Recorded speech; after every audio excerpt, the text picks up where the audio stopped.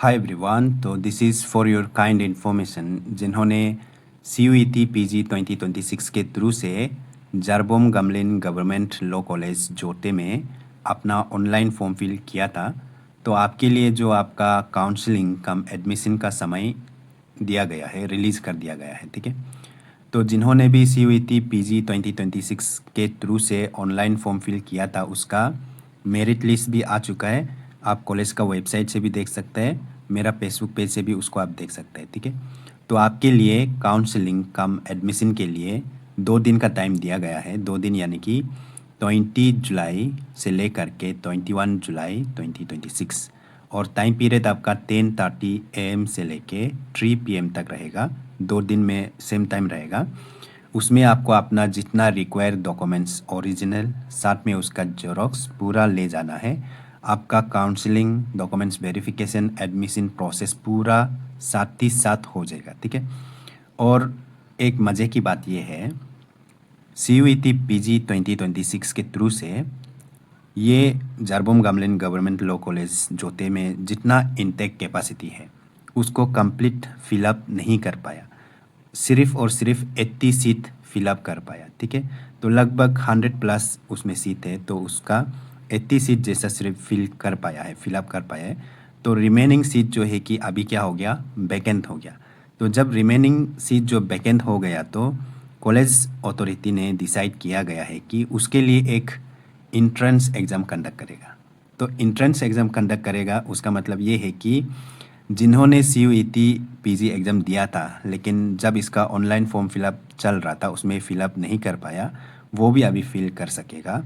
और जिन्होंने यहाँ पे फ़िलअप तो किया था लेकिन वो सिलेक्शन लिस्ट में नहीं आ पाया, वो भी यहाँ पे फिल कर सकते हैं। और जिन्होंने CUET PG एग्ज़ाम दिया ही नहीं, उनके लिए भी एक मौका है, आप यहाँ पे ट्राई कर सकता है। ठीक है, तो आपका जो यहाँ पे 2021 2 दिन में आपका जितना CUET PG के थ्रू से मेरिट लिस्ट, सिलेक्टेड लिस्ट जो भी रिलीज़ हुआ है, उसमें जिसका भी नाम सिलेक्टेड लिस्ट में है उसका एडमिशन प्रोसेस चलेगा। उसको हम फर्स्ट राउंड एडमिशन या फर्स्ट राउंड काउंसलिंग कम एडमिशन ऐसा कंसीडर करेगा।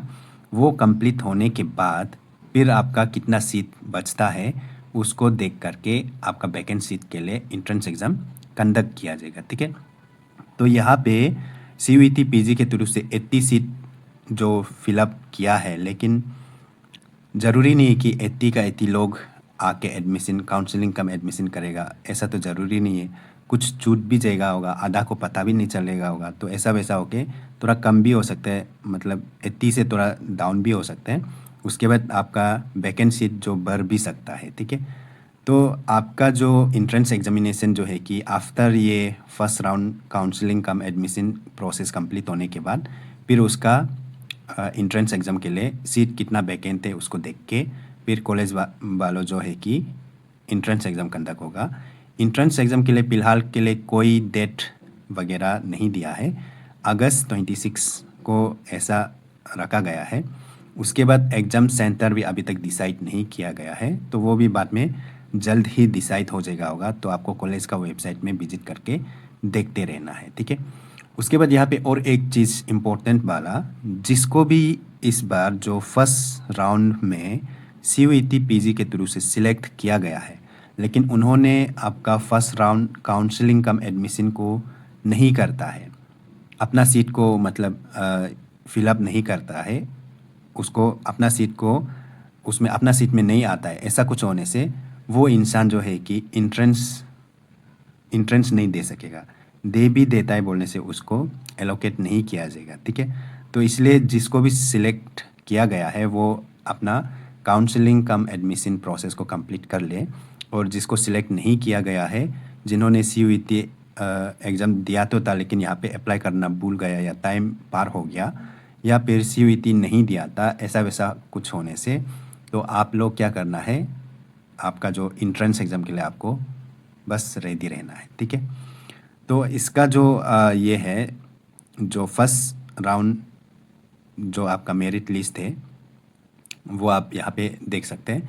फर्स्ट राउंड जो आपका CUET के थ्रू से जो मेरिट लिस्ट है, इसको आपको कॉलेज का वेबसाइट से भी देखने को मिल जाएगा और आपको मेरा फेसबुक पेज पे भी देखने को मिल जाएगा। ठीक है।